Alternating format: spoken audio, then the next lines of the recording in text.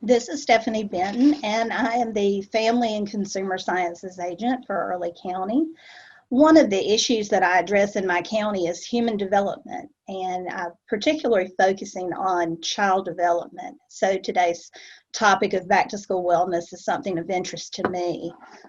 We know that supporting children's social and emotional needs as we head into the new school year is a really important topic this year, especially because we are going back in a varied way of instruction from county to county and even school to school.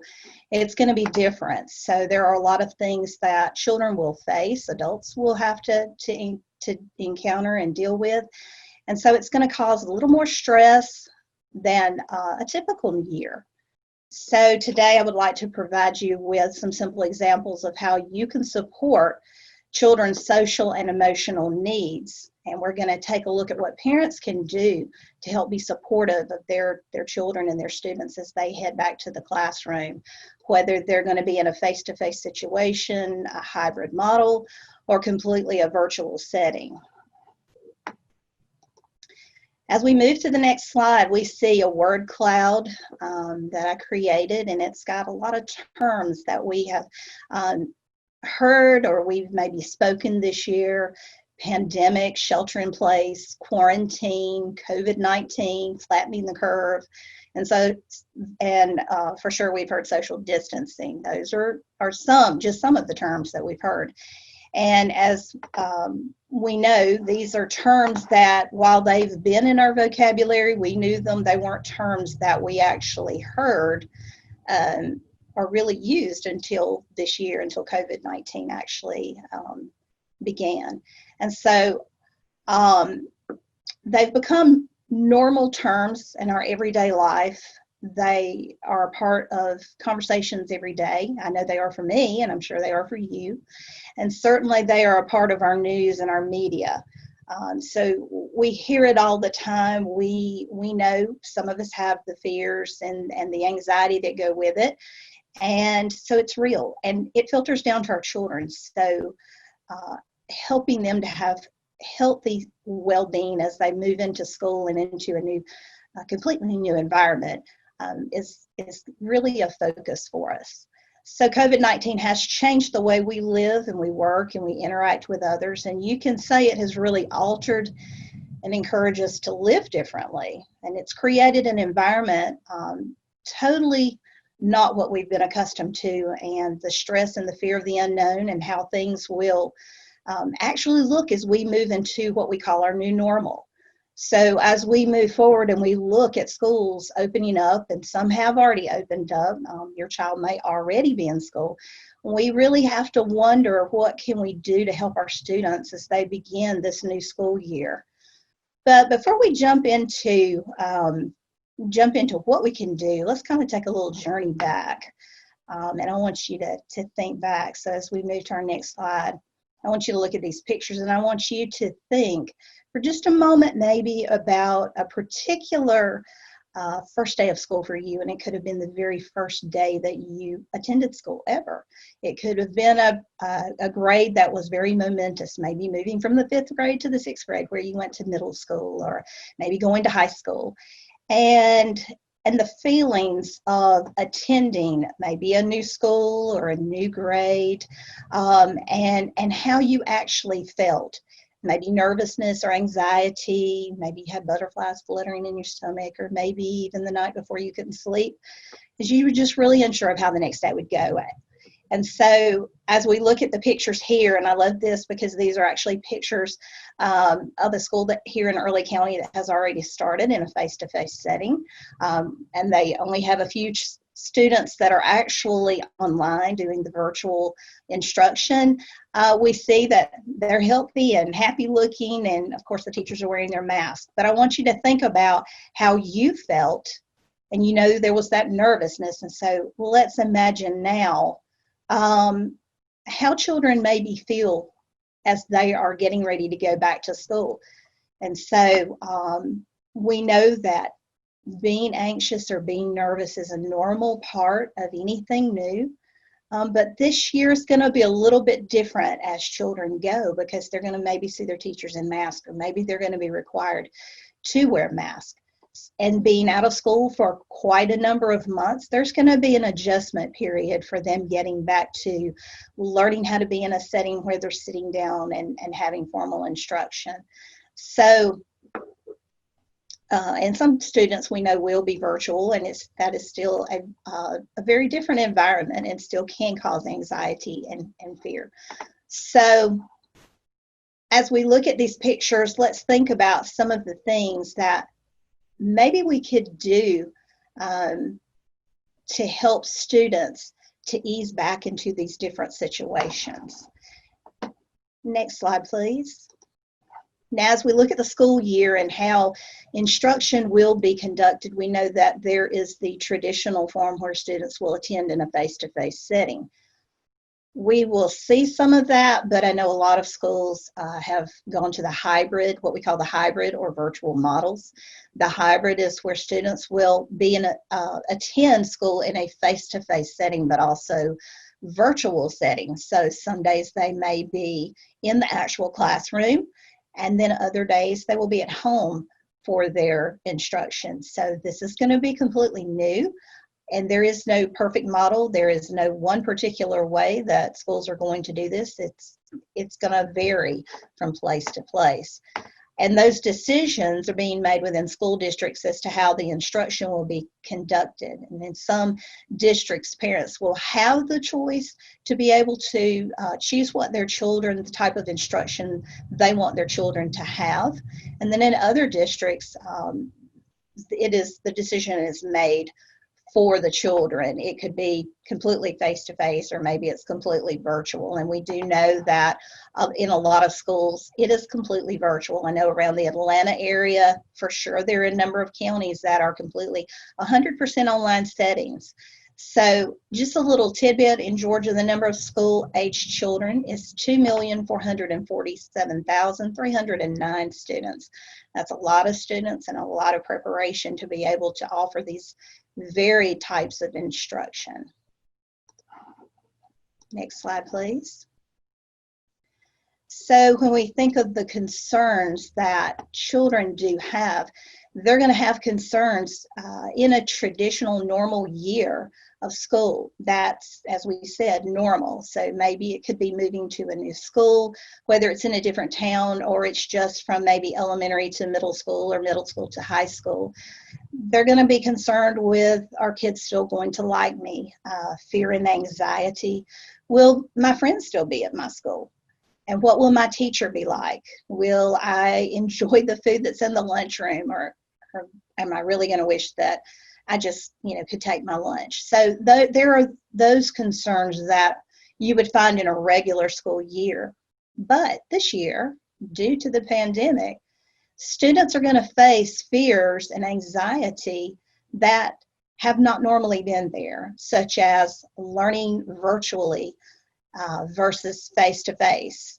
That is huge, because while children do play on the computer a lot, or they're very technology savvy, it is different having instruction from a virtual standpoint versus that face-to-face.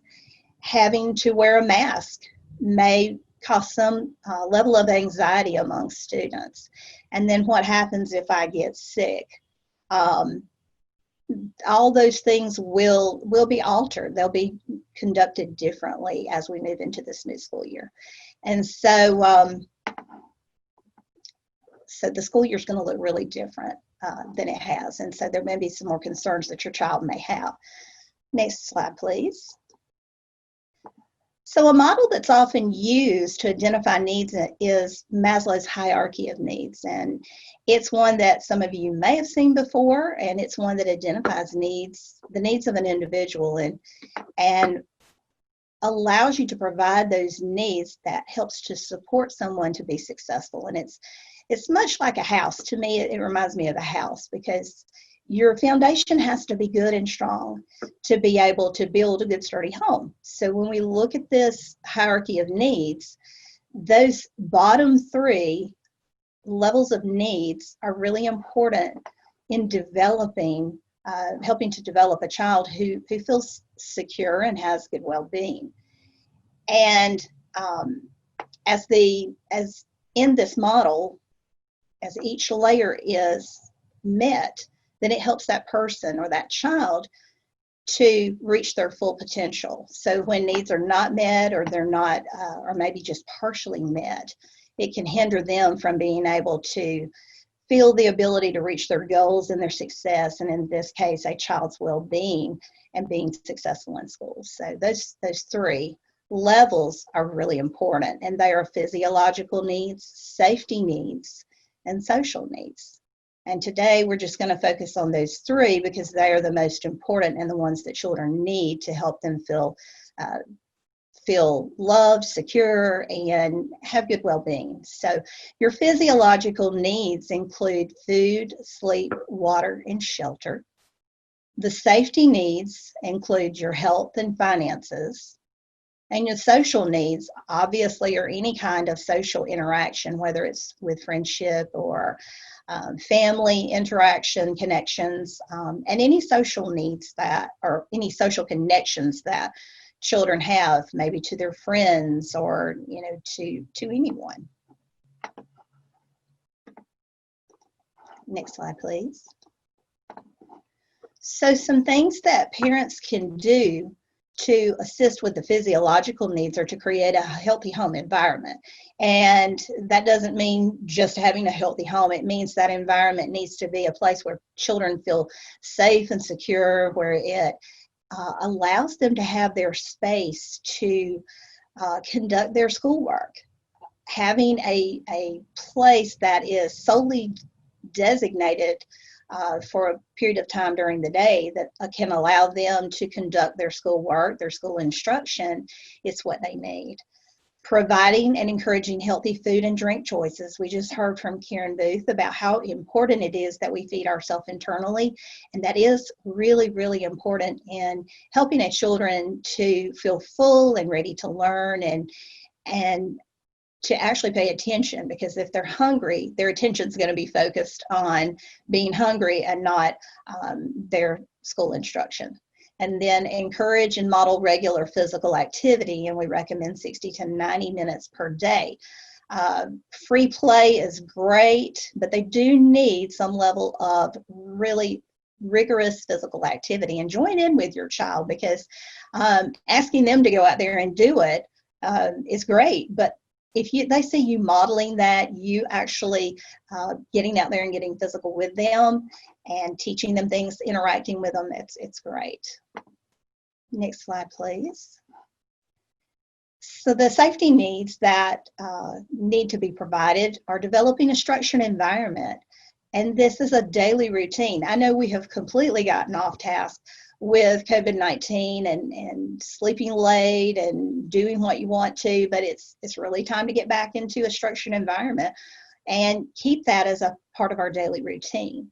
So schoolwork, we know if they are completely virtual, they'll still, or whether they're on the virtual or hybrid model, they will have certain times they'll have to be on their computer or in the classroom. So we need to set that structured environment, get them have them get dressed, get ready, eat that breakfast, and get ready for school time, and have that learning environment for them. Playtime is important, just allowing them to have free play time to be creative, to do what they want. Having adequate sleep time, which we know 8 to 10 hours is recommended, and consistency. So when we create this structured environment, let's be sure we're consistent every single day with doing this. And providing the stable environment, which encompasses love and support, understanding, and reassurance. Right now, children need that more than ever to be able to feel that they're going to be successful as they go back into school, because I know they see the fear and the stress that we're under as we've been going through this really unsettling time. So modeling that behavior, learning how to deal with things, and providing them with this stable environment is going to help them as they move into this new school year. Next slide, please.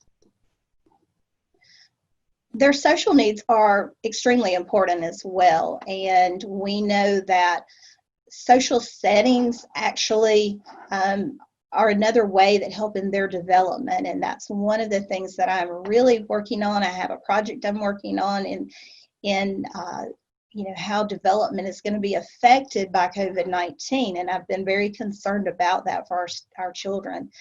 But social needs is a part of that, and looking for creative ways to allow them to be social, to have those social interaction times is really important. So we know that while they may not be at school, there are things that they can do to still have that interaction time socially. So our face-to-face social settings could include some social distance activities such as bike riding, dance classes, or maybe even running groups. There are some physical activities that are going on, maybe with schools right now. It is limited, but ensure that if you're wanting them to participate in those, that you are checking out their safety guidelines and how they will provide a safe way for them to participate. And I know there are other outlets such as clubs that are online and somewhat in person. I know one of those outlets is a club, or clubs like the 4-H Club, which will be conducting in-school club meetings. Now, whether they'll physically be there, we're unsure, but we do know that they will be able to provide in-school club meetings virtually for sure.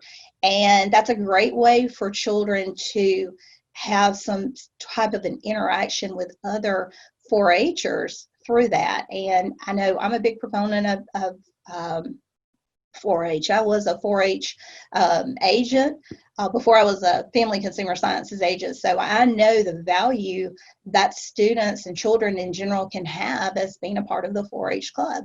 And so some of those things that they can learn through 4-H are some of the very needs that children really can benefit right now, and those elements, those essential elements that they can gain from that are mastery and generosity, belonging, and independence, which are great life skills to help them. So if you don't know anything about 4-H or you're interested in it, please check into it, what goes on in your 4-H club in your county, and you can go online and find that. And then some other virtual activities that you can do with your family can include yoga or online tours, cooking lessons, and even digital workouts. And I know I have done some yoga and some Pilates online while we were out and actually out of the office working. And I found it to be very relaxing. It helps you to get those thoughts together, and it does help with your overall well-being. Some of the things that you can also do is have conversation during mealtime, and maybe put a puzzle together after dinner, or have a game night for you and your family. And certainly reading. It's a great time to get together with your kids, have story time. It's a time of learning, but a time of sharing as well. Next slide, please. So as we think about this year, it's really been a challenge for all of us, for adults as well as children. In many ways, we know that school is going to have its own set of challenges, and that they're going to bring a lot of challenges to the table. And our administrators and teachers are really working hard to try to help ease these children into it, as well as learn what they can do to help the students. And so while it has been challenging, it has brought us back to the basic, going back to the basic needs of what children need to help them. And more than ever, we need to be mindful of their needs and their concerns emotionally and socially for their healthy well-being. And at the end of the day, providing those basic needs, providing plenty of nurturing and love, it will help them as they learn to adapt to this new normal of school instruction, and hopefully will help them to be successful and more well-adjusted as they move into this new year. And I hope some of these tips will help you as a parent. Maybe you're a teacher or an administrator, it will kind of help you to think about things. And I know teachers and administrators, it's been on their mind a lot lately.